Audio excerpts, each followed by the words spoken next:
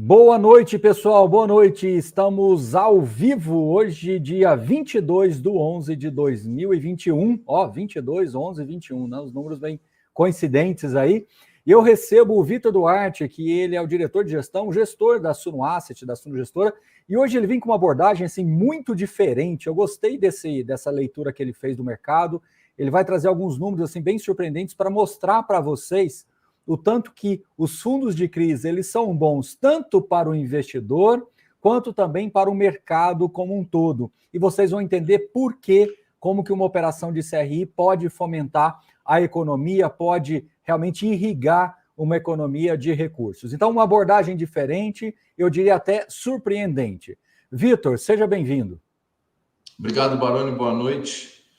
É sempre um prazer estar falando aqui com o pessoal que gosta de fundos imobiliários, que pesquisa, que lê, que vê, que assiste, que numa segunda-feira, às 8 da noite, está aqui assistindo uma live para entender um pouquinho mais sobre fundos imobiliários. Então, é sempre bom você falar com o público que quer ouvir, né? Então, vou estar sempre à disposição para que a gente possa fazer essa transmissão de informações. Muito bem. Bom, para quem não sabe, o Vitor ele tem, né, alguns fundos na prateleira de ações, tudo, mas como o nosso papo aqui é fundo imobiliário, tem o SNFF, que é um fundo aí inspirado na carteira recomendada da Suno, e um fundo que chegou ao mercado agora muito recentemente, que é o SNCI. Eu acho que a Suno visa, então, surfar também essa plataforma, nessa prateleira de fundos de recebíveis. E o Vitor fez aí uma tarefa de casa bem interessante, bem surpreendente, que eu já vou, para a gente não perder tempo, Vitor, já vou compartilhar aqui e já te passo a bola para você tocar aí, tá bom? Boa. Falar um pouquinho do mercado de fundos imobiliários, né? Que sofreu bastante com o aumento da taxa de juros. E aí não é aquele aumento da taxa de juros, a Selic foi para 7,75, né? Ela fez aquele caminho de 2 para 2,75, ela veio subindo num ritmo de 75 em 75 bips, um ponto ali, sinalizou um ponto e veio 1,5 ponto, né? 1,5 ponto na verdade, 150 pontos, que é 1,5% ao ano. Na próxima deve vir, né? Estamos chegando próximo dela, vai ser na 8 e 9, se eu não me engano aqui, mas na semana ali do dia 8, 9 de 7 ou 8, alguma coisa assim, de dezembro. Uhum. Acho que é 7 e 8 que é terça e quarta, né? 8 e 9 seria quarta e quinta, não, as reuniões são sempre terça e quarta. E deve vir ali minimamente mais 1,5%. Então a gente vai pular, Baroni vai pular 8%, a taxa de juros vai sair de 7,75 para 9 e alguma coisa. Se vai ser 9,25, se vai ser 9,5, se vai ser 9,75, a gente ainda não sabe. Mas minimamente 1,5% ao ano a mais. E a gente não está olhando 8% ou 9%, né? Acho que a próxima tela mostra isso. A taxa de juros, ela nominalmente já está em 12%. O mercado já espera que ela chegue em 12%, né? Essa DI D mais 0, que é a curva mais escura da apresentação, ela mostra como que há 30 dias atrás a taxa de juros para final de 2022, né, estava ali próximo de 10, ela andou para 12, é o que essa figurinha pontilhada é a expectativa do mercado de um mês atrás, e a figura azul mais escura é a taxa de juros esperada, que o mercado hoje espera para o final de 2022, uma taxa de juros de 12% ao ano. Se vai ser, não sei, mas é o que o mercado acha que vai ser, né? E aí, a gente sempre fala assim, não compare fundos imobiliários com taxa Selic, não compare fundos imobiliários com Selic. Então, a gente não pode também cometer esse erro de comparar com taxa Selic. Óbvio que taxa Selic influencia, é a mãe de todas as taxas, né? Ela influencia nas outras, na taxa real, inclusive, mas a gente tem que olhar a taxa de juros real para comparar a categoria de fundos imobiliários de forma mais ampla, que tem muitos ativos reais, e você precisa, então, comparar com uma taxa de juros real.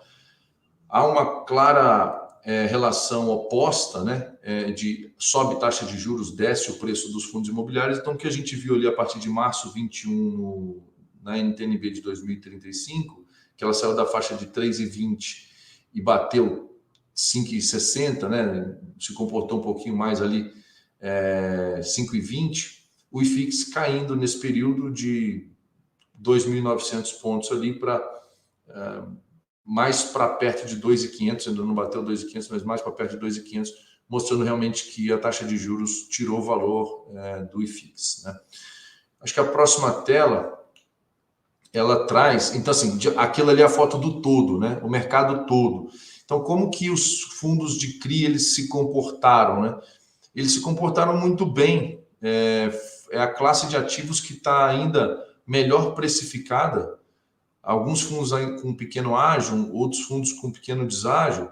Então, a gente vê um valor de mercado versus o valor patrimonial dos fundos de recebíveis 0,98. Assim, imagina que o valor patrimonial de um fundo é R$100 e o valor dele de mercado é R$98. Quando você pega um fundo de lajes corporativas, o valor patrimonial dele é R$100 e o valor no mercado está 72, né, que é a próxima tela ali. Então, os fundos de recebíveis, os fundos de CRI, eles ajudaram na carteira do investidor a segurar um pouco da queda. Ah, mas meu fundo tinha 15% de ágio, agora tem 5%. Eu sei, ele caiu 10%, mas o Baroni está aqui para ensinar todo mundo que comprar ativo com ágio envolve um risco adicional, né? Então, Posso fazer um parênteses, Vitor? Até Quem 2. acompanha nosso trabalho aqui há mais tempo sabe que a gente sempre encorajou o investidor de fundo de recebível a privilegiar a emissão, justamente porque as emissões, via de regra, eram feitas em patrimonial. Então, assim, comprar às vezes no secundário era o seu ticket de entrada, né? A gente até brincava, é o ingresso do cinema. Mas a partir daí você só aumentaria as suas posições via emissão. A impressão que eu tenho que hoje, tanto no secundário quanto via emissão, é meio que trocar um 6 por meia dúzia. Alguns fundos, raras exceções, estão com um pouquinho de ágio, outros desconto, como você mesmo pontuou, mas na média você está no 0,98. Estou eu muito errado em dizer que a gente, na verdade, está num lugar onde a gente não deveria ter saído? Olha, é difícil. Teoricamente, sim. Uhum. Teoricamente, a gente está num lugar onde a gente não deveria ter saído, mas é muito difícil o fundo não ter ágio quando o gestor consegue comprar uns papéis muito bons que o investidor de varejo não vai acessá-los diretamente, e aí são os papéis que rendem inflação mais 12, inflação mais 11, mais 10, e esse ágio, né, esse ágio talvez reflita A ansiedade, né? Não, Eu ansiedade um entendi o que pouco. você está querendo dizer. Mas eu estou tentando assim, olha É a só, mais-valia. É a mais-valia. exato, olha só, se eu for comprar um ativo numa plataforma de investimentos, né, temos inúmeras plataformas de investimento e elas têm lá CRI da MRV, CRI de não sei o quê, CRI, esses CRIs mais óbvios, né? Você não precisa de um fundo de investimento para comprar um CRI óbvio. Você pode ir lá na plataforma de investimentos e comprar um CRI, uma debênture incentivada, alguma coisa assim que rende inflação mais 5, inflação mais 6, né? Você acessa um fundo que o fundo acessa um ativo que rende inflação mais 10. Então, esse 4% ao ano a mais, vezes um prazo médio aí de 5 anos, 5 anos estou puxando muito para cima, o prazo é um pouco mais curto, vamos botar 2 anos. Um prazo de 2 anos, 4% ao ano, vezes 2 anos, então ele vai te entregar 8% a mais. No mercado secundário desse ativo, é capaz desse fundo estar sendo vendido com 8% de ágio. E esse fundo não, esse ativo, esse CRI. E é normal, os gestores compram um dos outros, aí de debêntures, que é um mercado muito mais líquido do que o mercado de fundos imobiliários, de CRIs. Ágio e deságio é uma coisa normal, né? Simplesmente faz parte da precificação daquele fluxo de caixa. Qual é a taxa exigida ali. Então, os fundos de CRI, de recebíveis, eles acho que merecem até um ágio, entendeu? Algum ágio. Não é 40%, não é 30%, mas algum ágio merece. Então, eu acho que assim, voltamos para onde nunca devemos ter saído. Acho que talvez não. A gente poderia ter navegado com um pouco de ágio, e eu acho que os fundos eficientes como são a indústria de fundos de CRI, ela é uma indústria que não cobra muito caro. Quando você tem um cara que cobra muito caro, ele tira esse prêmio que eu falei de 4%, ele toma para ele. E aí isso não vai se refletir no preço. Numa indústria eficiente, com preços ok, é normal que o gestor consiga acessar coisas melhores do que a média. E aí eu acho natural que o fundo tenha algum ágio, que não seja 40, mas que tenha sim algum ágio, eu acho normal. Tá. Bom, várias perguntas chegando, Vitor. Até vou pedir para você acelerar a apresentação, porque a gente vai ter que entrar em alguns assuntos espinhosos. Entre eles, Tá. esse monte de emissão, se são elas que estão realmente tirando a atratividade dos fundos, a questão mesmo de transparência nos relatórios. Então, tem muito assunto legal que eu quero que você fale, até porque você está com o SNCI aí ganhando tração no mercado agora. É importante que a gente debata. Eu falo que debater temas polêmicos não tem problema nenhum, desde que a gente faça isso derivando todas as análises. E é aquilo que a gente vai fazer daqui a pouco. Então, te passo a bola de novo para você tocar a apresentação. Podemos seguir para a próxima tela. Isso aqui é o preço sobre o valor patrimonial de todos aqueles fundos na evolução. Ali, a anterior era uma foto, aqui é um vídeo, né? É uma evolução aqui de como foram. E você vê que os fundos recebíveis é a linha azul clara de cima, né, na ponta final ali, que segurou, né, e desvalorizou menos. Então, é importante para a carteira do cotista, que muitos fundos caíram, ações caíram, que ele tenha um fundo de recebíveis para ajudar a segurar o... Eu vi um meme daquele... Traduzindo, esse slide traduz o seguinte: é quase que indispensável ter uma boa parcela de fundos de CRI na carteira. Eu acho que isso, você deixa a renda mais intensa, se é que eu posso falar assim, você deixa a inflação mais na veia, você captura a inflação mais na veia, e ainda você diminui a volatilidade da sua carteira. Simples quanto isso, sem complicar muito, né? Exatamente assim. E eu vi um meme, desculpa, eu não estou lembrando quem fez o meme aqui para dar o crédito, você me desculpa você que fez o meme que está vendo essa live e eu não sei. Um meme que tem um seriado coreano chama Round Six, não deixem as crianças assistirem, é muito violento. Que o cara ia cair na primeira brincadeira lá do Batatinha Frita, um indiano chegou e segurou em Cazaquistão, sei lá, paquistanês, sei lá, alguma coisa do quistão no final. Uhum. Segurou ele assim, aí botaram assim, feed CRI é o paquistanês lá, Cazaquistão, sei lá, acho que é paquistanês. E a carteira do cara era que estava caindo, ele ia morrer, tomar um tiro ali. Então foi o feed CRI que salvou muita gente, né? Então é muito importante ter fundo de CRI na carteira. Só que você precisa entender o que tem ali, porque às vezes é o fundo de CRI, se você estiver comprando riscos muito elevados, se você estiver pagando ágio muito caro, aí ele não vai te ajudar, ele vai ajudar a afundar quando o mercado corrigir. Então, é isso, você matou na sua definição ali. Podemos passar aqui para a próxima. Isso aqui, Baroni, eu acho que responde uma pergunta à próxima. Só um pouquinho. Aí, é isso. Acho que é isso. Isso, é isso. Essa aqui responde uma pergunta que já foi feita aí, né? Poxa, muita emissão, será que está atrapalhando isso aqui? São muitas cores, então eu vou ter que gastar aqui alguns segundos aqui para explicar, tá?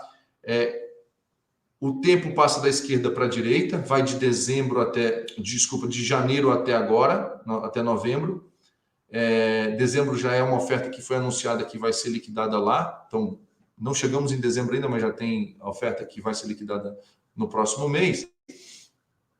E as barras da esquerda, né, normalmente maiores, com exceção de maio, as barras da esquerda são sempre maiores, é o que foi ofertado, tá?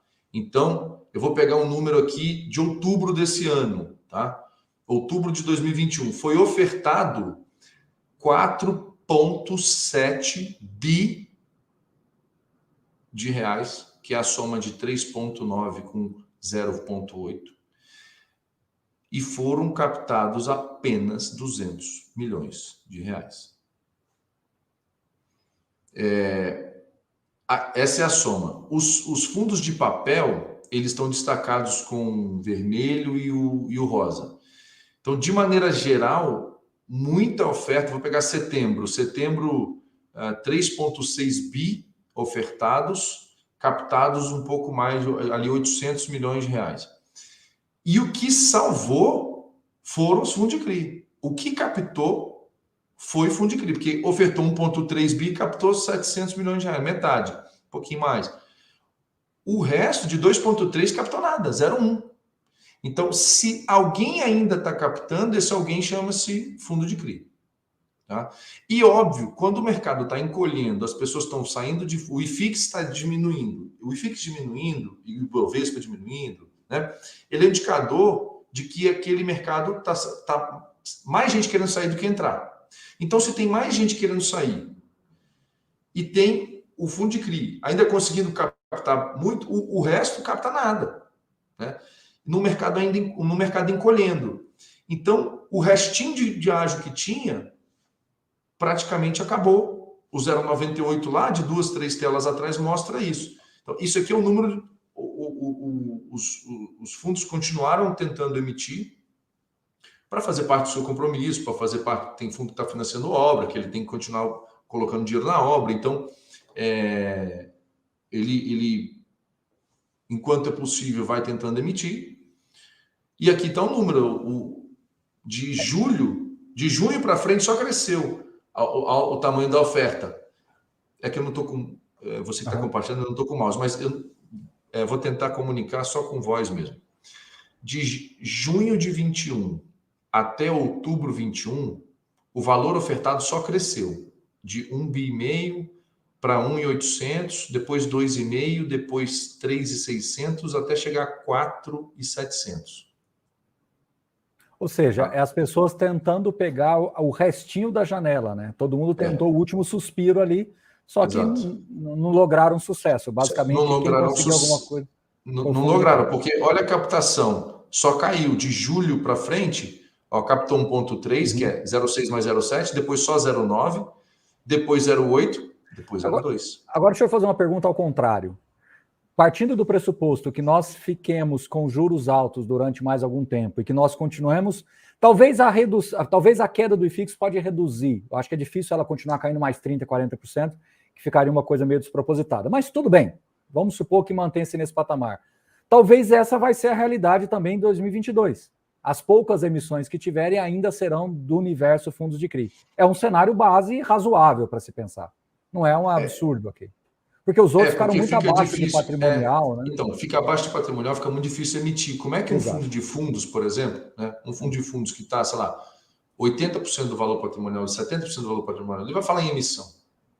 Ele deveria recomprar as próprias cotas. O próprio fundo de tijolo, né? Ou fundo de tijolo. Mas fundo de tijolo, Baroni, fundo de tijolo, assim, o laudo foi feito lá atrás com uma premissa de taxa de juros, com a premissa de um inquilino era tal. Então, o patrimonial pode não ser exatamente aquele. O fundo de fundos tem o seu patrimonial listado em bolsa. Pode não ter toda a liquidez para ele sair, né? A gente com um FOF de 250 milhões de reais demorou 2, quase 3 meses para montar a carteira. Porque é difícil você sair comprando. Vendendo é pior ainda. É mais difícil ainda. Então, não é tão simples, mas um ativo cotado na tela é mais fácil você saber o preço dele. E o ativo cotado na tela está com desconto e o FOF com desconto do desconto. O FOF está com desconto duplicado, né? Como é que ele vai falar em emissão? Se pudesse, ele recomprava as próprias cotas. Eu recompraria a cota. Recompra a cota, destrói a cota, porque o rendimento do próximo mês eu divido para menos boca. E aí você melhora o rendimento por cota de quem sobreviveu. É o que as empresas que têm ações baratas fazem. Vamos lá. Vamos acelerar um pouquinho para a gente poder entrar nos temas. Esse aqui, muita pergunta aqui. Tá. Esse aqui foram... Esse aqui só ofertas em aberto, o que está em aberto. Tá? Aquela a foto do ano todo, isso aqui está em aberto. Basicamente, o que está em aberto é fundos de papéis. E Fiagro, que está chegando também como... É um produto novo e tal, então alternativo. Mas o que tem de oferta, basicamente, é fundos de papéis, sendo que a maior parte follow-on, 26. Follow-ons e 12 IPOs aqui do total. Pode passar, Baroni, para poder a gente não tomar muito tempo. Aqui é um rendimento dos fundos high yield, em verde, dos fundos high grade, lá embaixo, em azul, e no meio a gente tem os fundos middle risk que isso ficaram aí, praticamente colados no é geral. isso que eu queria eu queria falar um pouquinho sobre isso. Na semana passada, a gente fez uma live com o Mazetti, né, aí em São Paulo, e a gente pontuou exatamente isso. Antigamente, há um ano atrás, a diferença do high grade para o high yield estava muito evidenciada, né? E agora isso fechou também. Então, hoje, se você pegar então um middle contra um high yield, o espaço é muito pequeno, né? O spread é muito pequeno. Então, hoje, o risco do high yield, ele não conseguiu capturar as mesmas taxas, o mesmo crescimento das taxas como o high grade melhorou. Então, é uma coisa que eu quero entrar até daqui a pouco com você sobre Não dá para... emissões. Pode falar. É difícil alguém que já tem uma carteira de 12 mais inflação aumentar para 14 mais É inflação. isso, É muito é difícil. isso. Agora, quem tem 6 vai para 8, né? Quem tem 6 vai para 8. E quem tem 4 vai para 6, com certeza, porque a própria NTNB fez um movimento de 3 e pouco. Então, aquele fundo que tinha muito CDI e tal, ele vai ser carregado para cima. E aí, sim, essa diferença diminuiu bastante.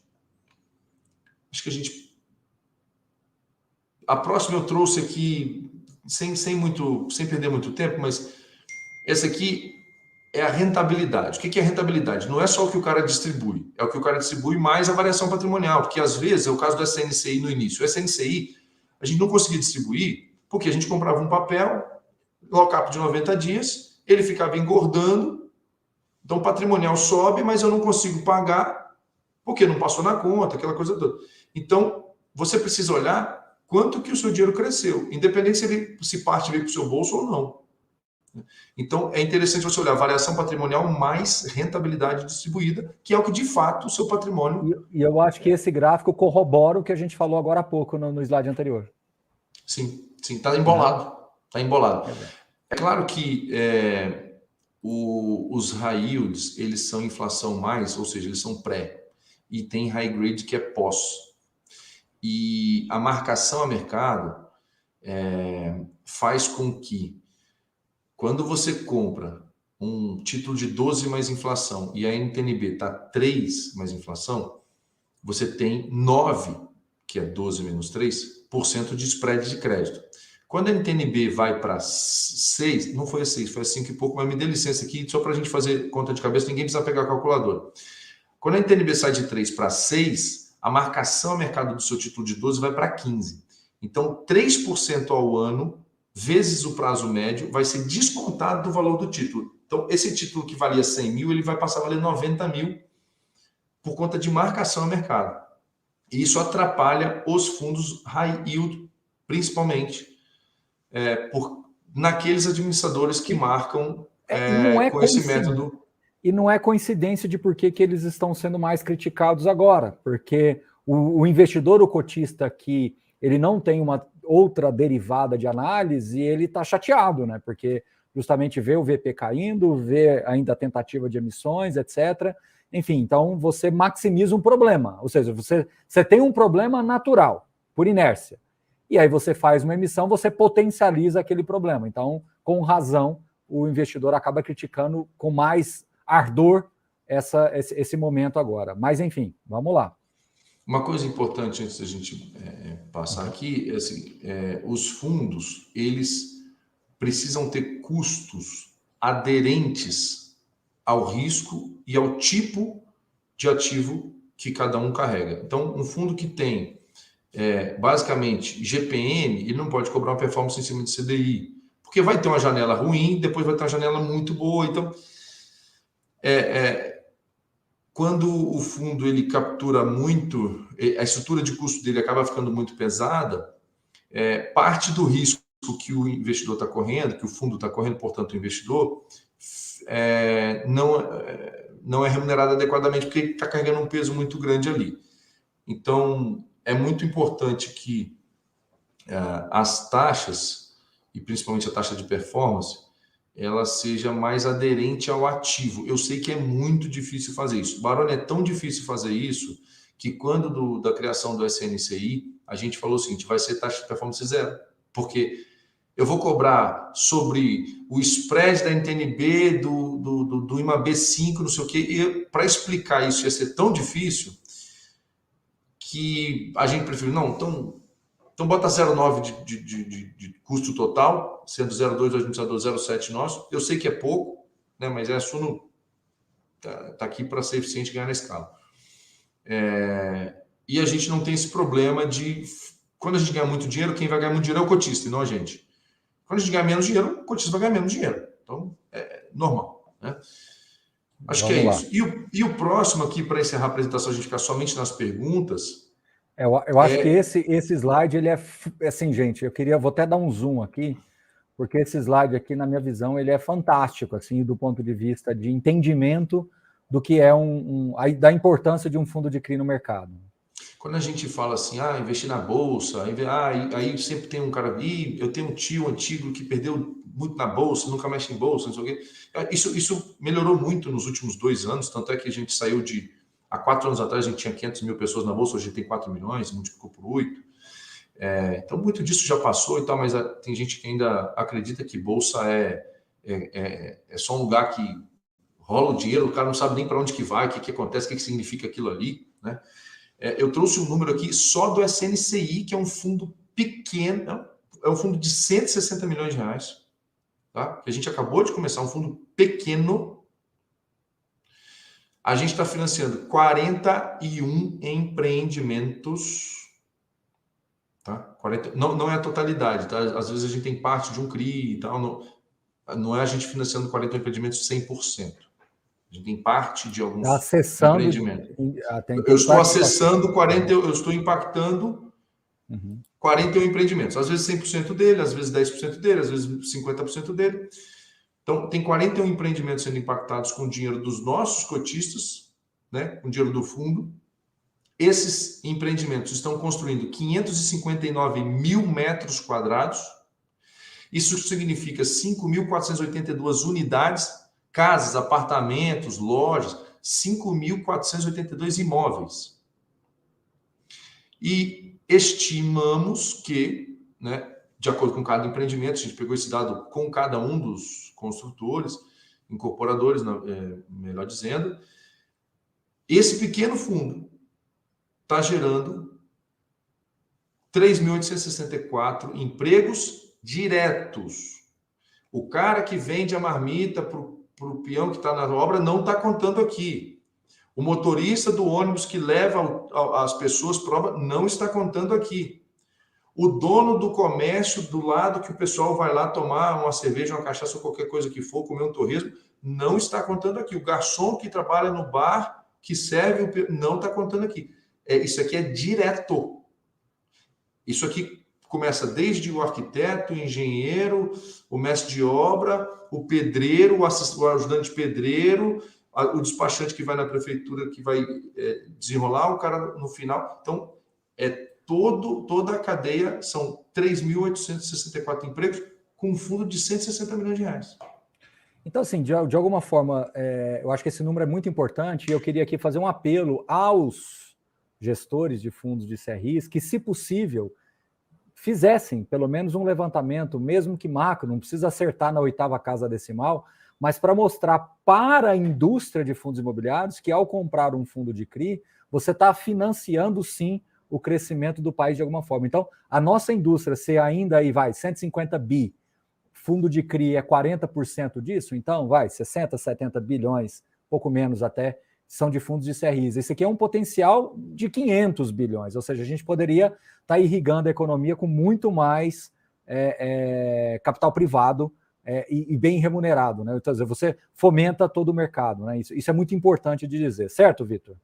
Certo, e é importante o seguinte, o que financiou o mercado imobiliário até hoje, e ainda financia, porque ainda é o principal funding bolso, é o Sistema Financeiro de Habitação, SFH, que vem da poupança, basicamente. FGTS, a poupança, ela é um instrumento de investimento, ou nem sei se eu posso chamar poupança de investimento, mas é um lugar para se investir. Vou considerar que poupança é investimento. Que tem um prazo de resgate ainda zero. Então, a pessoa vai lá e tira da poupança, o banco paga na hora. Na hora, vai fazer um PIX, né? e o banco empresta para o cara comprar a casa dele em 30 anos. Então, há um descasamento de prazo que até hoje no Brasil funcionou, deu certo, mas eu acho perigoso. Assim, deu certo porque, estatisticamente, não é todo mundo que vai lá e saca da poupança no mesmo dia. Se todo mundo sacar o dinheiro da poupança, não vai ter, porque o dinheiro está emprestado, 65% tem que dar obrigatoriamente para crédito. Tem umas regrinhas assim, um tanto é compulsório, um tanto é isso, um tanto é aquilo. Se o banco não emprestar, ele deposita via em compulsório no Banco Central, sendo remunerado a 80% da poupança. Então, é bem punitivo quando o banco não faz o crédito imobiliário. Então, mas só que é um passivo ruim, um passivo de zero, e o ativo em 30 anos. Então, o mercado de capitais é o melhor instrumento para financiar o mercado imobiliário disparado. Disparado o melhor instrumento. Então, o país seria muito melhor se as pessoas não investissem na poupança, investissem nos fundos imobiliários, e os fundos imobiliários vai financiar a casa própria, vai financiar o mercado imobiliário. Claro que hoje a gente atua muito mais na produção do que no carrego da carteira. A gente financia a produção do prédio, ele produz, né, o apartamento fica pronto, alguém compra esse apartamento e financia no banco para 30 anos. Os fundos imobiliários, o mercado de capitais ainda não entrou. Tem o home equity, né, que você vai lá e refinancia a sua casa. Aí o mercado de capitais entrou um pouquinho, num pedaço, ainda não tem uma relevância. Mas tem uma avenida incrível aí, né? Absurdamente larga, então, assim, é muito mais saudável. E isso já vai abrir um pouco do debate, a gente já está com meia hora de live, a gente vai abrir um pouco do debate em relação ao momento do mercado, né? Por isso que é um pouco contraintuitivo a gente querer peitar o desenvolvimento do mercado. É muito melhor a gente tentar se alinhar a ele do que querer peitar o desenvolvimento, porque é quase que inevitável, é uma consequência natural, né? Mas vamos lá. O rio corre para o mar, Baroni. O rio corre para o mar. A gente tem que bater papo sobre uma coisa, já falamos de empregos, captação, o pessoal está querendo saber também aí sobre o tipo de risco do SNCI e que tipo de indexadores. Então vamos responder essas duas. Se ele é high grade, se ele é middle, se ele é high yield, e se tem alguma aderência a algum tipo de indexador. E aí, a partir daí, a gente vai para o chat aqui. Boa. Se quiser, pode até tirar a apresentação, para que as pessoas possam ver melhor e a gente botar as perguntas aqui. Isso. Vamos lá. Quem é o SNCI, né? O SNCI é um fundo para ter todos os fatores de risco, para ter todos os indexadores, financiar todos os prazos. Quando eu falo de todos os fatores de risco, uma pessoa pode pensar assim, então vai ter mais risco. Quem tem 5 riscos tem mais risco do que quem tem 2. Não, é o contrário. O seu patrimônio é 100%. Se você botar 100% num risco só, vamos botar que eu pego 100% e só financio obra. Se o mercado imobiliário der um problema e a absorção dos novos imóveis começar a engasgar, eu tenho só aquele risco, eu vou ficar 20%, 30% da carteira vai começar a dar problema, eu vou ter um problema muito sério. Quando eu tenho financiamento de obra, quando eu vou numa empresa, empresto uma MRV que tem caixa líquido gigante, quando a gente desconta recebíveis de um loteamento, quando a gente chega numa empresa e a empresa é dona do próprio imóvel ou tem aquela estrutura de holding imobiliária separada da operacional, que uma aluga da outra, que a gente chama de Zé com Zé, a gente analisa o crédito da empresa e a empresa, sei lá, produz refrigerante. Então, eu empresto para a empresa com laço naquele aluguel que ela paga de um do outro. Isso é só para que o laço vire um CRI, mas basicamente é um crédito corporativo que eu estou investindo no ramo de refrigerante. Falei refrigerante, mas pode ser, sei lá, qualquer ramo. Então, eu tenho outro tipo de risco. Então, quando a gente tem um fundo que financia, por exemplo, energia solar, isso não é um exemplo, é fato. Já o fundo do Banestes, talvez quem não está lembrando, era o gestor do BCRI11, tem lá um CRI, chama H2 Energy, que foi o primeiro CRI de geração de energia solar no Brasil. Aqui na Suno também estamos financiando, é outro projeto, outro empreendimento, estamos financiando também. Por quê? Demanda por energia, está arriscado faltar energia e não sobrar. Então, você tem vários fatores de risco diferentes, você diversifica a sua carteira e cada fator de risco é responsável por um direcional em nada. Não, você não está direcional em nada. Exato. E a ideia é continuar assim, mesmo que o fundo cresça. A ideia é continuar assim para que a gente tenha uma diversificação de verdade. Não, Pode diga falar. assim, então ele naturalmente se transforma num fundo middle risk, correto? Sim, você já pegou a resposta. Então, assim, a resposta para qual é o perfil de risco? Middle. Por quê? Eu vou ter desde o high grade até o high yield e vou ter o middle também, porque às vezes o cara tem um pé lá, o cá, a média dá no meio, mas eu vou ter um pé lá, um pé meio aqui, um pé no meio, um pé um pouquinho para cá e um pé um pouquinho para lá. Então, eu vou ter todos os tipos de risco para que eu possa fazer uma diversificação de muita qualidade.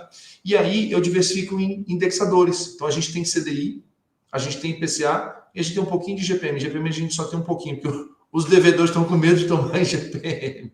GPM deu 37% no acumulado, agora já baixou para 20 e pouco. Mas o GPM estava 37% acumulado no pico em 12 meses. É muito. Então, os devedores ficaram com medo, mas a gente tem um assim, pouquinho de GPM.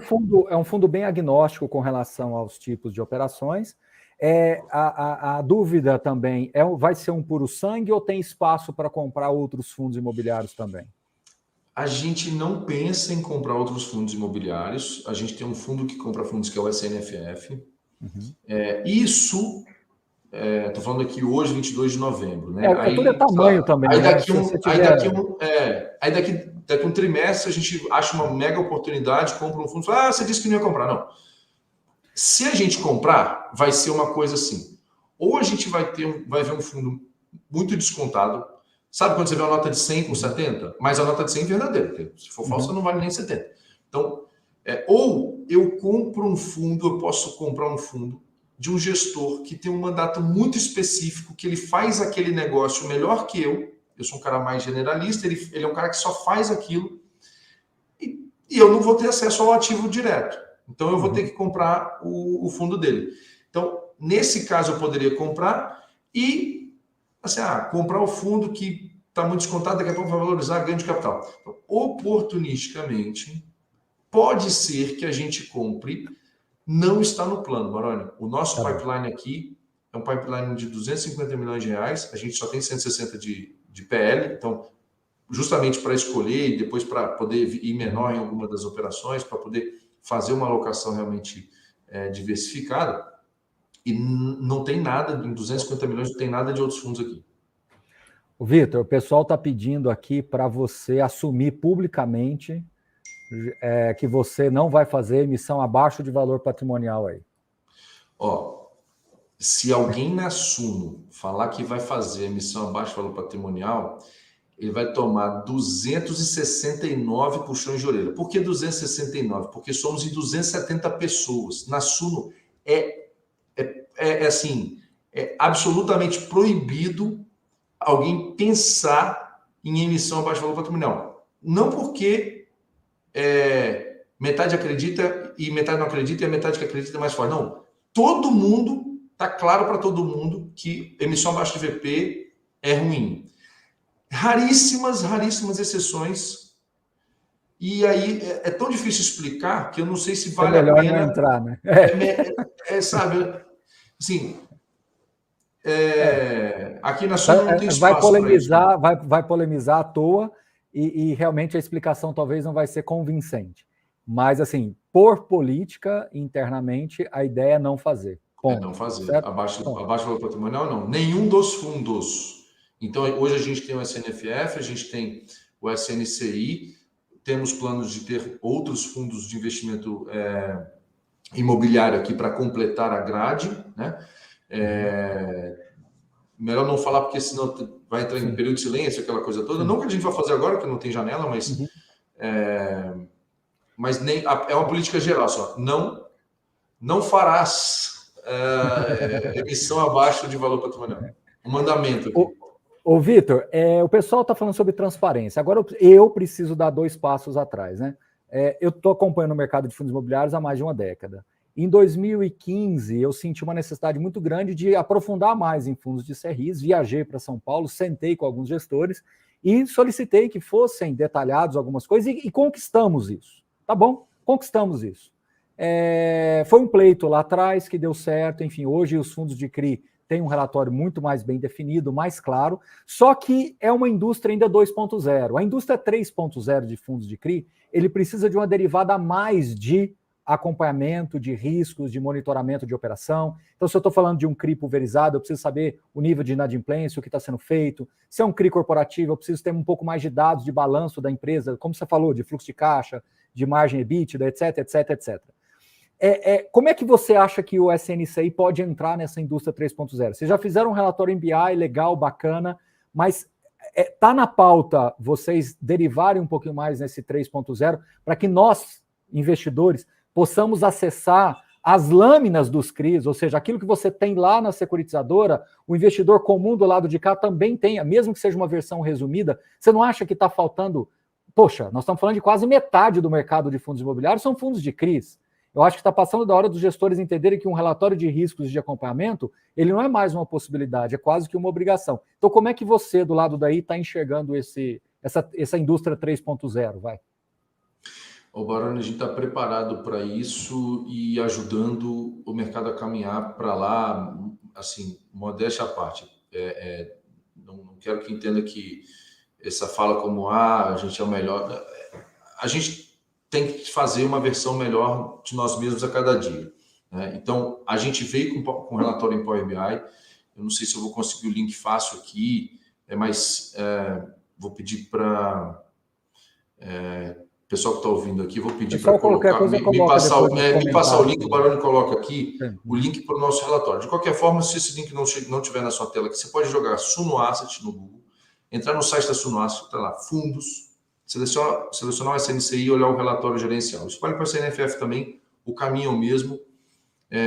E aí você vai ver o relatório que a gente fez da CNCI. A gente abre linha por linha quais são os ativos, o código CETIP do ativo. Você pode pegar aquele código CETIP, você pode ir no agente fiduciário, ver se aquele ativo perdeu algum covenant, estourou alguma condição que era para não estourar, por exemplo, endividamento sobre EBITDA, ou percentual da carteira adimplente e tal. A gente sabe que nem todas as informações são públicas, mas a gente deu esse passo no relatório em Power BI para que as pessoas saibam aonde que estão as obras que ele está financiando, qual é o lugar. Tem um mapa do Brasil ali com as bolinhas de calor, maiores ou menores é o tamanho da posição, separado por indexador, separado por tipo de risco. Então, a gente está ajudando a caminhar, está longe de chegar no 3.0, Baroni, mas a gente está ajudando a caminhar nessa direção. A gente está preparando um relatório de risco muito completo, que a gente vai soltar de 6 em 6 meses, né, para começar. Tinha que soltar todo dia. Não, calma. Hoje não tem em frequência nenhuma. A gente vai fazer um relatório semestral de risco para evidenciar isso daí é um pedido que eu tenho feito para a indústria, e eu, da mesma forma que eu trato o Kinea, que eu trato o Iridium, que eu trato qualquer gestor, eu trato a Suno Asset. O Vitor sabe muito bem disso, que a gente tem conversas muito francas. E eu acho que isso é urgente, Vitor. Eu acho que a gente precisa urgentemente ter um relatório trimestral, semestral de riscos e acompanhamento para que a gente possa visualizar melhor essa análise de crise, né? E assim, desculpa interromper um pouquinho, Vitor, mas por quê? Porque eu estou vendo pelas perguntas, o pessoal está preocupado com transparência e está preocupado com risco mesmo. Afinal de contas, nós temos um desequilíbrio fiscal aí, você pode ter juros daqui a pouco em 12, em 13, e essa operação a CDI mais 5, como é que ela vai pagar? Uma inflação mais 12, mais 13, com inflação a 10, como é que isso fica? Então, assim, eu acho que nós temos potencialmente um risco sistêmico maior do que estava um ano atrás. Então, acho que esse tipo de relatório, ele vem no melhor momento possível, onde a gente está com, como você diz aqui no jargão do interior, com a pulga atrás da orelha, né? Então, assim, ajuda, Vitor, a gente desenvolver isso daí, que eu acho que vai ser importante. Mas, desculpa, eu te interrompi, mas é porque eu fico um pouco ansioso com esse assunto. Eu acho que esse assunto é uma pauta, uma régua que eu comprei aqui, e eu queria muito que o mercado entregasse. A Habitat fez alguma coisa nessa linha, a Vectis fez alguma coisa nessa linha também, a RBR tem feito alguma coisa nessa linha, mas eu acho que é a primeira versão de todos eles. Eu acho que dá para derivar um pouco mais. Mas desculpa. Legal. Eu te mandei o link no seu WhatsApp para você compartilhar na tela aqui do pessoal do relatório. A taxa de juros alta, ela é um fator que aumenta a inadimplência, ou pode aumentar a inadimplência. Então, a preocupação, ela é mais do que legítima, sabe? Ela realmente é algo que pode afetar, há uma relação direta entre taxa de juros e inadimplência, mais taxa de juros, mais inadimplência. Esse relatório que a gente coloca aqui na alocação, eu estou com... Abri aqui o Power BI, o Baroni vai botar o link para todo mundo ver. Quando você... Eu coloquei o link aqui, mas ele ficou meio compridinho, nem sei se ele está certo. Mas enfim, o pessoal entendeu. Talvez tenha... Não, J9, termina em YSJ9. Não cortou, isso, não. É esse link mesmo. Esse link mesmo. Não cortou, não. A gente entra no nível de detalhamento como a gente nunca viu em nenhum outro relatório. Tá? A gente tem um time preparado para isso, Baroni. Quem trabalha nesse time de estruturados, né, a rede de estruturados é a Amanda. A Amanda veio de securitizadora. Ela começou a carreira dela numa securitizadora que estava nascendo. Então, trabalhou em gestoras de crédito estruturado, né, antes da gente conseguir trazê-la para cá. Então, ela montou um time muito fera, né? Tem o Guido e o Gustavo lá no time dela, 2 feras.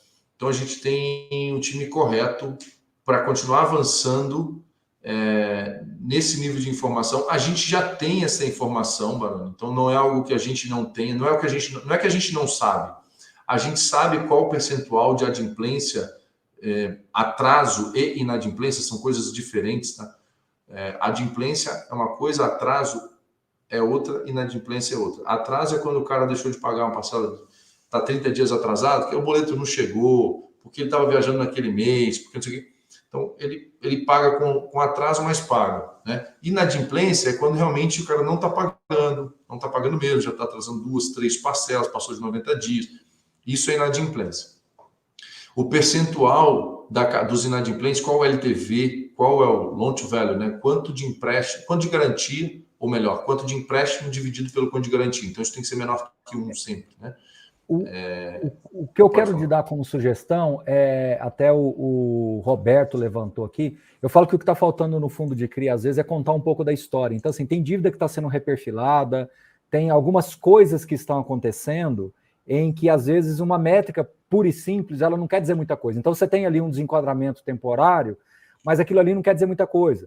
E aí, quando você deriva aquele desenquadramento, ou quando você entra numa outra análise, eu acho que vai ficando mais claro. Então, eu acho que assim, o gestor de fundo de CRI, ele tem que contar um pouco mais da história. Afinal de contas, a história do crédito é muito importante, né? Quando a gente vai conversar com as pessoas, né, a gente quer saber a história que está por detrás. Então, acho que é importante. Essa empresa aqui é holding daquela, que tem um contrato assim, que tem um contrato assado, aí ele não pagou aqui, não pagou lá. Então, a gente vai conseguindo entender. Mas...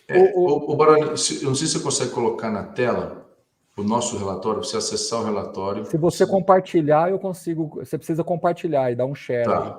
Então tá. Deixa eu compartilhar aqui. Bom, o Nod, meu querido amigo Nod, Natan Otávio, lá do Clube FI, e mais umas outras pessoas aqui, levantaram alguns pontos e eu quero juntar tudo num pacote só aqui. Hoje, aliás, me permita ter uma certa reflexão. Nós estamos num momento muito complexo, né? Porque nós temos hoje uma insatisfação já enraizada com relação a novas emissões de cotas. Tá bom? Não vamos discutir. Eu acho que tem emissões que realmente elas geram algum tipo de valor, outras nem tanto, e outras negativamente. Mas uma coisa é indiscutível, o custo de capital das empresas aumentou de alguma forma, então, hipoteticamente, quem tiver hoje dinheiro vai conseguir fazer alocações com taxas melhores. Né? Conseguiu aqui, eu já vou compartilhar, tá, Vitor? Tá. Só queria que você me respondesse esse ponto. Tá. Então, é meio contraintuitivo. O momento, ele é delicado para novas emissões. Há fundos que têm uma certa margem. Outros tinham muita margem há um ano atrás, você conseguia arbitrar com 30%, 40%, e hoje você mal dá conta com 2%, 3%. E aí a gente fica naquele impasse. O cotista, ele está chateado porque está fazendo uma emissão e ele não consegue arbitrar mais, então ele fica com aquela sensação de que a cota está sendo pressionada. Por outro lado, você tem taxas hoje, na média, que podem ser melhores capturadas pelo mercado, dada a posição da curva longa de juros. Então, é uma situação que me permite aqui refletir de que ela é complexa, a natureza dela é complexa. Eu acho que o gestor ele vai ter uma dificuldade muito grande de se comunicar com o cotista e tentar mostrar o risco-benefício ou alguma forma de trazer um ângulo diferente. Eu não vou me posicionar da emissão A ou B ou C, porque não é fórum aqui para falar sobre isso agora, mas não sei se você entendeu a minha pergunta, né? É uma sinuca e é eu diria quase que, aliás, eu vou até melhorar, é quase que um cabo de guerra que a gente entrou aqui agora, onde você tem grupos de cotistas puxando para um lado e o gestor tentando pedir ali uma canequinha de dinheiro para alocar melhor. Como é que você vê toda essa situação antes da gente compartilhar aqui o relatório? Você quer uma prova de que esse tema é complexo? Quero. Quem fez a pergunta foi o Nod. Pois é. Olha quem fez a pergunta. As pessoas não conhecem. Ele é um profissional de mercado. É uma pessoa que entende, estuda profundamente, está aqui conversando com a gente num nível que a gente consegue explicar para ele. De mostrar uma planilha para ele e falar assim, não, olha só, a gente vai emitir aqui abaixo do VP, por exemplo, só que eu vou comprar papel com a taxa muito mais alta e eu vou aumentar o meu rendimento por cota. Mesmo que o cara não compre, ele vai ser diluído, mas o rendimento por cota vai aumentar. Aceita ou não aceita? Matematicamente, ele deveria falar, beleza, faz. Como é que eu explico isso para 20 Estruturalmente, mil pessoas, o mercado 30 não aceita. mil pessoas, 50 mil pessoas? Então, assim, o melhor momento para comprar é quando falta de... então, assim, ele vai entender, mas os outros 29.990 cotistas não. Então, matematicamente, é mais vantajoso para o cotista. Quando a gente fala assim, não vamos emitir isso aqui, salvo raríssimas exceções, é algo que esteja muito gritante e que a gente possa evidenciar e possa mostrar assim, preto no branco, de forma ultra transparente e clara, que a maioria vai falar assim, é verdade, vamos fazer, vamos botar, então, mas é muito difícil, muito, muito difícil a gente conseguir evidenciar lá, isso. Sem querer ter um devaneio aqui, mas você acha que, por exemplo, eu tenho convicção de que esse assunto emissão vai acabar daqui uns 10, 15, 20 anos. A gente vai estar velhinho, nós dois, fazendo live, e esse assunto a gente vai lembrar como história para contar. Nossa, lembra, Vitor, como é que o pessoal... Igual a gente lembra, nossa, Vitor, lembra daquele fundo monoativo, que quando o locatário saiu, a renda foi a zero? Essas histórias a gente não vai contar mais, porque esses fundos ficaram no passado. Ah, mas eles estão até hoje. Ok, mas para mim ficou no passado. Ok, ponto. Está lá e vai ficar lá até alguém liquidar ou incorporar, seja lá o que for. Então eu acho que esse assunto emissão ele vai sumir da pauta. Quando nós tivermos bilhões em fundos, uma emissão de 500 milhões não vai fazer cócega e os cotistas vão ficar sabendo. Ok, ponto, final. Mas as pessoas, às vezes, não acreditam na gente, principalmente porque elas estão no meio do problema, né? E quando você está atravessando o problema, é mais difícil. Então, desculpa ter um devaneio aqui, mas você acha que a solução seria você ter classes de cotas para que, nesse momento, você fizesse uma emissão, para quem estaria disposto a isso, e depois, de alguma forma, você fizesse uma integralização, uma pré-escrituração? Não sei, você é um cara que foi de banco, de repente você tem uma visão escriturária um pouco diferente. Tem como a gente atravessar esse pandemônio, da melhor forma possível, sem tanta cotovelada, porque é muita cotovelada que o pessoal dá para todo lado, né? O Baroni, bom, então respondendo objetivamente, sim, tem como, classe de cotas ou outras coisas, mas eu acho que essa alternativa B vai ser tão ou mais complicada do que a gente aprender a conviver com emissões. Então, eu acredito que talvez o mais fácil seja a gente amadurecer a discussão sobre emissões do que a gente ficar criando outras cotas. Porque quando você cria duas cotas, dois tipos de cota, uma sênior, uma mesa, umas dois ou N tipos de cotas, como tinha antigamente as ações, eu não sei quão antigo é o público, né? Às vezes as pessoas estão aqui há pouco tempo, mas antigamente tinha assim, ó, PNA, ações, tá? ON, né? Ação ON, e depois PNA, PNB, PNC, PND. Cara, era uma confusão tremenda. Assim, não, a PNA foi vendida para os funcionários. A PNB garante 6% de dividendos sobre o valor patrimonial. A PNC foi para atender gringo que botou no formulário de referência da empresa, que não sei o que, lá fora, então paga um dividendo em dólar. Era uma confusão medonha. Você via aquele Eletrobras, Elet 3, Elet 6, tinha, deixa eu lembrar de uma empresa que tinha Aracruz, que hoje é Suzano, mas era a RCZ6, tinha várias classes de ações. Isso é uma confusão medonha. Então, eu acho que o caminho menos difícil talvez seja a gente amadurecer com uma única classe de cotas e entender que emissão faz parte, que o gestor também tem que saber a mão de emitir. Alguns gestores que abusarem do poder, vamos dizer assim, porque a gente coloca um capital autorizado muito grande, né? Então, quando você abusa do poder, você perde a confiança, perdeu a confiança, perdeu a fidúcia. Aí aquele fundo vai cair, vai sofrer, eventualmente pode trocar a gestão, ser incorporado. Um tema importante para a gente falar aqui, acho que é um tema muito rico, não vai dar para a gente, pelo horário aqui, não vai dar para a gente abordar isso. Mas a indústria de fundos imobiliários no Brasil é uma indústria de 150 bilhões de reais com 373 fundos, ou 383. Estou falando de cabeça, então posso estar errando 10 aqui para cima ou para baixo. Tá? Me perdoe. É quase 400 fundos para 150 bi de reais.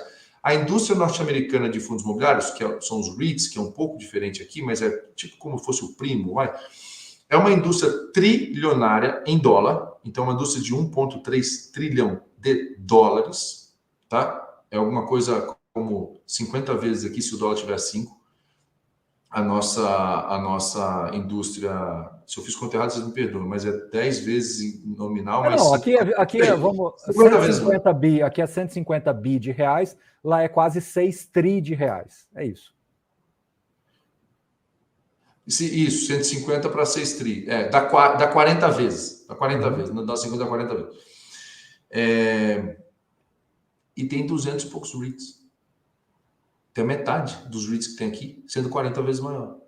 Então, essa quantidade de fundos e gestores, eu acho que a gente foi importante para a gente aprender, para a gente amadurecer, mas assim como o Rico vai Pomar, a gente acredita também numa consolidação. E aí, aquele gestor que sempre foi alinhado com cotista, sempre fez o trabalho dele correto, de repente, nesse afunilamento, ele vai ter um pouco mais de chance de sobrevivência do que o outro que está com uma base um pouco mais insatisfeita. Você rodou e chegou aonde eu sempre falo, a única verdade que existe em tudo que vocês veem em YouTube, em fórum, em blog, em relatório de casa de research, em relatório de gestor de fundo imobiliário, a única coisa que existe que é verdade chama-se autorregulação. O mercado vai encontrar quem está fazendo o melhor trabalho naturalmente, em todos os lados. Entendeu? A casa de research, o gestor, o fundo, o cara que emite opinião, etc, etc. Isso é a única verdade. O distribuidor e por aí vai. Então, essa é a única verdade que acredita. Então, assim, o ponto que o Vitor colocou, a gente precisa até fazer uma outra live sobre isso, Vitor, que é um ponto importante, né? Também falamos lá naquela live com o Mazetti na semana passada, que esse processo de consolidação, ele deve vir. A questão não é se, é quando que ele vai acontecer, uma vez que quanto mais rápido nós chegarmos em fundos com 10, 15, 20 bilhões de reais, o que não é nada de outro mundo. 20 bi de reais 4 bi de dólar, não é nada ainda, né? Enquanto nós não chegarmos nisso, essas emissões vão incomodar, vai ser pauta para chat, vai ser pauta para discussão, então invariavelmente as pessoas vão continuar debatendo esse tema. Bom, o Vitor, deixa eu colocar aqui, já estão com quase uma hora de live, quase 500 pessoas ao vivo aqui com a gente. Legal. Eu queria compartilhar aqui a transparência que chegamos até então e a gente continua buscando aumentar essa transparência, tá? Esse aqui é o relatório gerencial do SNCI, é a primeira página, o Baroni colocou o link para vocês aí. Quem perdeu o link é site da Suno Asset, fundos de investimento, SNCI, vai achar a carinha desse relatório que está aqui. Eu vou em ativos, tá bom? Do lado direito aqui em cima, ativos. Aí nos ativos, a gente tem o nome do ativo, o perfil de risco, se é corporativo, se é contratual, pulverizado, né? O devedor dele, o setor, aonde que está, a securitizadora, código CETIP dele, E o rating interno é a nota que a gente dá para o risco, o indexador, tudo mais. Aqui tem mais informação do lado direito. O que eu queria abrir para você? Que é a garantia principal, cessão fiduciária, alienação fiduciária, clean é MRV, não tem garantia. MRV, tranquilo, companhia aberta. O que eu quero mostrar para vocês? Eu quero que vocês olhem aqui, esse CRI WIMO. O que é CRI WIMO? É o 9. Você vem aqui no 9, do lado esquerdo, clica no 9, ele vai dizer o que é. Né? Ele é 6% do PL, 6 milhões de reais, a taxa é IPCA mais 7. Ele é um CRI que financia home equity, as pessoas refinanciam as próprias casas. A garantia dele, o fundo de reserva dele, quanto que está. Né? Quais são os critérios de elegibilidade para um recebível vir para cá? Ele tem que ter um LTV máximo de 65%. O que é isso? Uma casa de 500 mil reais, um apartamento de 500 mil reais, a dívida não pode ser maior do que 65% disso, que dá 325 mil reais, se eu não fiz conta de cabeça rápida errada aqui, tá? Que é metade de 650. Ele não pode ter uma quantidade máxima de parcelas vencidas, não paga um e tal. Tem todos os critérios para ele entrar aqui. Aqui a gente quebra por saldo devedor. Quantos por cento do saldo devedor tem menos de 250 mil reais? A maioria, né? Entre 600 e 1 milhão, aqui não está na ordem certinho, mas entre 1 e 2 milhões, 20%, né? Que são as carteiras, aqui são muitos devedores separados por valor. E aqui é por faixa de LTV, loan to value, né? Olha o LTV como é baixo. De 40% a 50% é a maioria. Então, o apartamento de 1 milhão tem uma dívida aqui entre 400 e 500 mil reais. Então, se a gente tem um apartamento vender com 50% de desconto, a gente não perdeu nada de capital ainda, né? A forma de amortização, quanto que é saque, price e tudo mais, tipologia do imóvel, né? Casa fora de condomínio, ponto comercial, casa dentro de condomínio, apartamento. Então, tem uma quebra de informação aqui muito grande para que a pessoa possa conhecer aonde ela está investindo, aonde está o dinheiro dela, né? E esse CRI da WIMO, assim como o da WIMO, tem outros. Então, o mais legal é pegar os pulverizados. Então, tá faltando pouca coisa aí, que é a história que eu te falei. A métrica, quando ela tem uma história por detrás, você conta basicamente o que aconteceu ou o que está acontecendo. Acho que fecha basicamente o que eu chamo de indústria 3.0, entendeu? Acho que está faltando um pouco mais de história. Então, o gestor compra um galpão logístico, ele conta uma história, ele explica, ele fala onde é que está localizado, ele dá detalhes do contrato, etc. Mas quando você vai lá e coloca a lupa e entende melhor a região, tudo fica mais fácil. Eu acho que está faltando pouquíssima coisa para a gente ter, porque como é um relatório, como é um CRI, é uma operação de crédito, ela muda ao longo até o vencimento. E essa mudança, esse histórico de mudança, que seria bom ter esse mapeamento, que você pontuou que seria feito semestralmente. Ok, trimestral, semestral é suficiente, né? Esse relatório semestral a gente quer entregar e fazer uma live em cima dele, vírgula por vírgula, tá? Esse aqui, pode dizer, as pessoas olham só, CRI exatas. O que é CRI exatas? É um CRI que foi destinado, os recursos dele, está sendo destinado, ele está em construção ainda, para a construção de um galpão lá no terminal de cargas do aeroporto de Viracopos, em Campinas. Que o terminal de passageiros não vai muito bem, mas o de cargas vai excelentemente bem. Ele ganhou em 2018 o melhor aeroporto de cargas do mundo. Então, estão construindo um galpão lá, a gente financiou. Então, o terminal está sendo construído, está sendo construído pela Exatas. Ela possui 88% da sua ocupação já reservada para locatários de primeira linha, né? Esse mesmo terminal foi eleito o melhor de 2018, já falei, e 60% do faturamento do aeroporto é oriundo de transporte de cargas. Então, o que está assim, tem uma historinha aqui de que galpão é esse e tal, e a gente está financiando lá a dívida subordinada. A gente está financiando numa dívida sênior, a dívida subordinada está com os próprios empreendedores aqui.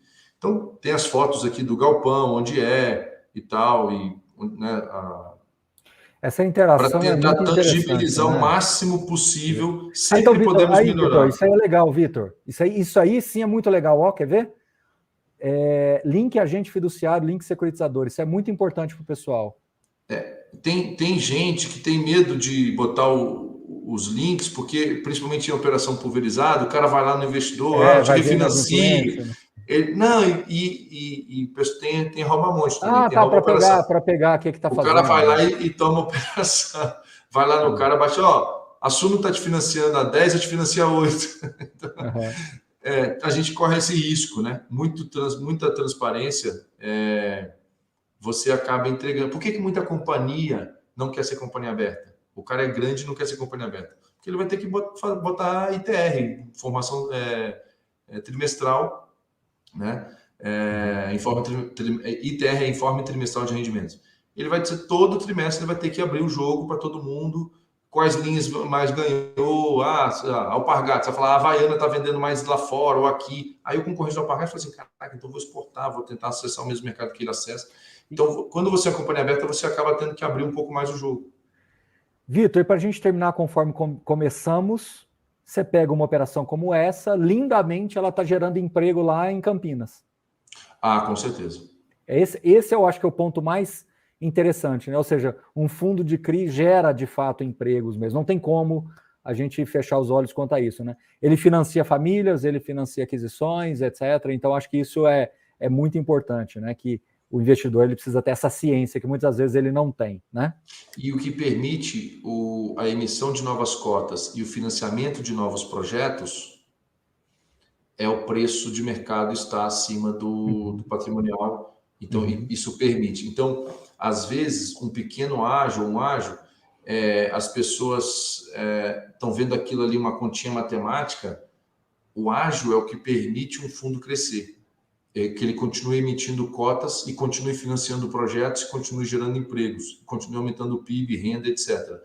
Então, quando eu falo emprego, não estou falando só do emprego do parafusador lá, não.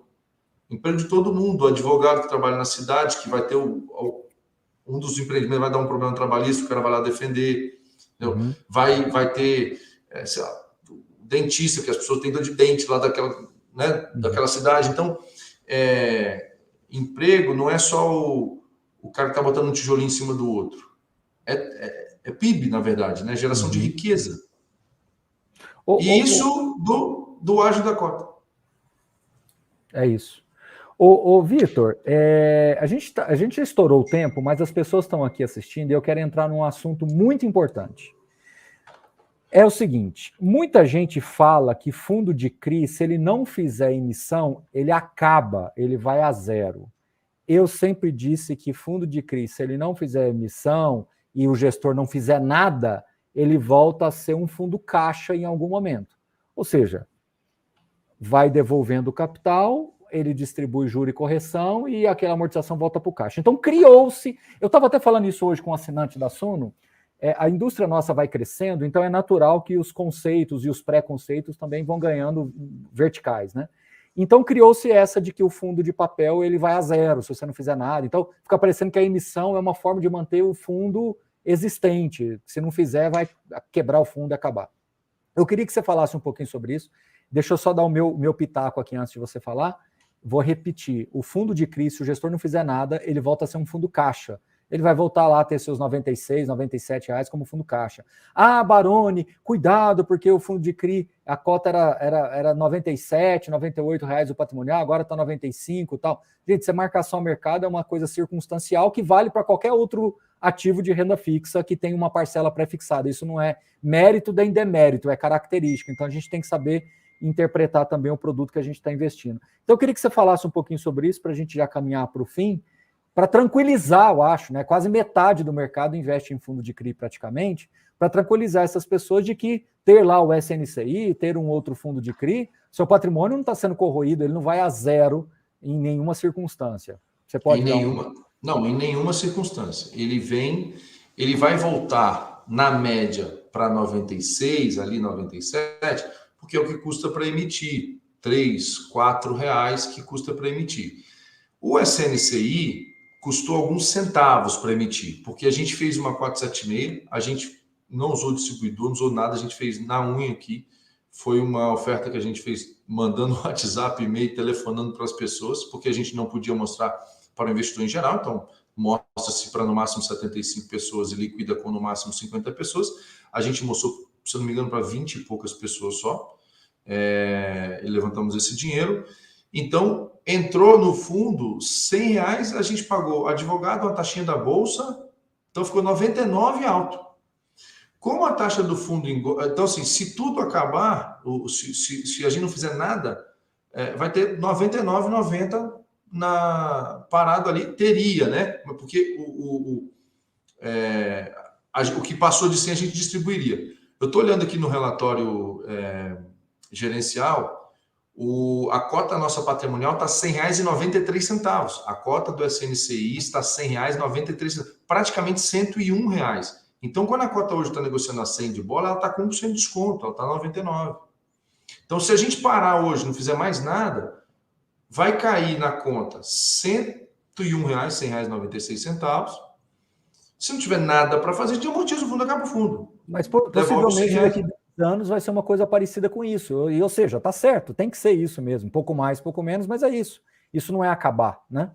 Não, assim, não, e por hipótese, se você nunca mais fizer uma emissão na sua vida, o fundo não vai ficar acabar. R$100,93 na conta. E eu não sei de onde que surgiu essa ideia que o fundo acaba. Não, o fundo não acaba. O que acontece? Quando o gestor está num ritmo de financiar tantas obras e o dinheiro não volta tão rápido, ele precisa emitir para continuar crescendo. Não é para que manter o mesmo nível, é para manter o ritmo de crescimento. Mas se, gente, não vai ter emissão nenhuma, proibido, baixou uma lei proibido emitir. O fundo vai ficar com aquele tamanho, vai financiar, vai ter que esperar acabar uma obra para começar outra. Então, a velocidade de investimento na economia real vai diminuir. Mas você vai investir, aí tira todo o capital de volta, investe na outra, tira o capital de volta. A duration do fundo eu não tenho aqui de cabeça, mas, poxa, tem ativos aqui que são curtos, que é a obra, que é mais curtinho, 2, 3 anos volta o dinheiro, e outros CRIs que têm 10, 12, 15 anos de prazo. Então, vai demorar 15 anos para o dinheiro voltar, demora. Então, mas, assim, essa de que se não emitir, vai continuar valendo R$100. Ó. É isso. Mas os R$100 daqui a 10 anos tem menos poder de compra. Aí sim.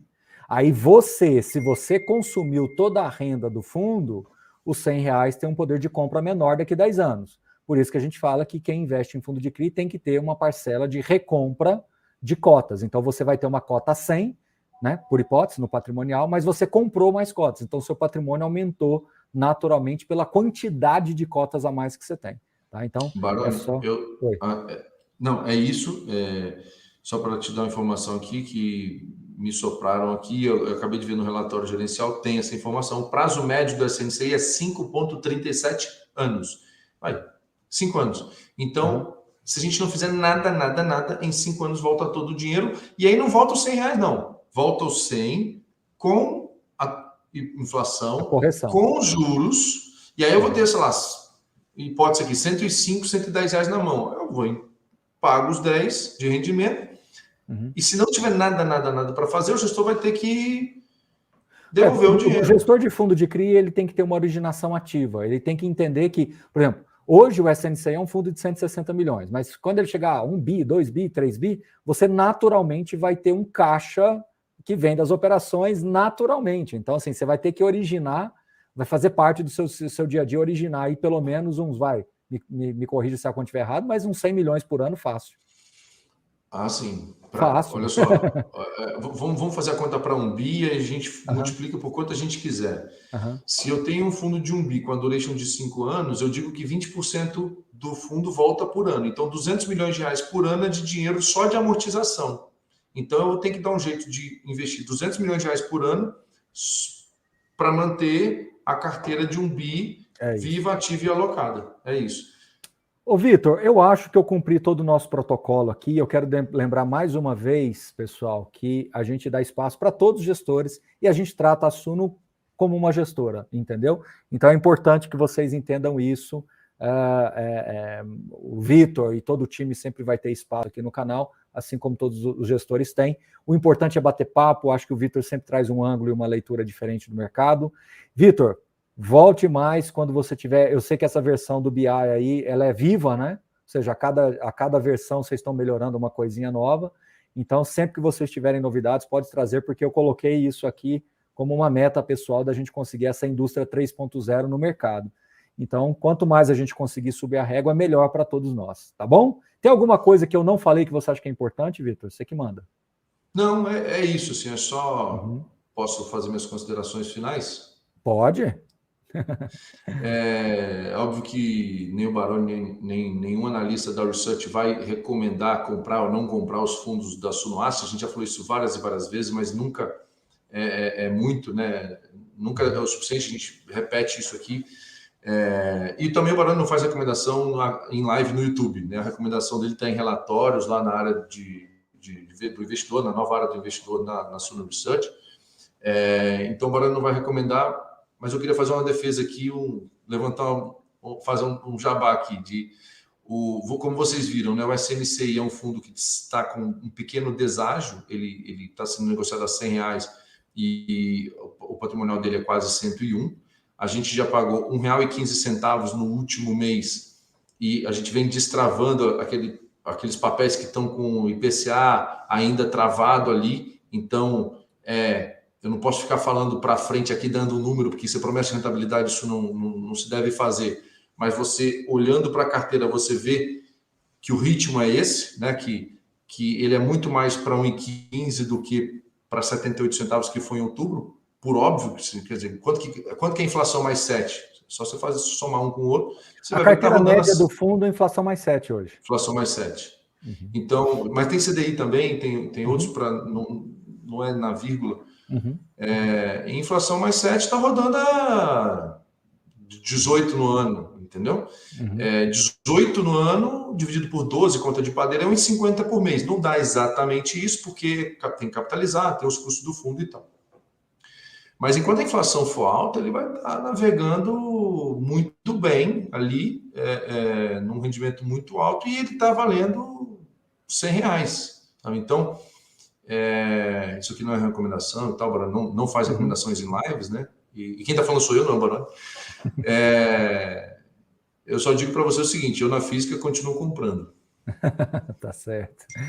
Bom, Vitor, você sempre será bem-vindo aqui, assim como toda a turma, Magolo, Guilherme, Amanda, a turma toda. Quando vocês quiserem, estamos por aqui. Obrigado pelo papo, acho que foi enriquecedor. Era para fazer menos de uma hora, já estamos em 1h17, as pessoas ficaram firmes aqui assistindo. Espero que tenham gostado, volte mais vezes, leve meu abraço para a turma toda por aí. Obrigado, viu, Vitor? Valeu, um grande abraço, Baroni, um abraço a todo mundo que ficou até essa hora.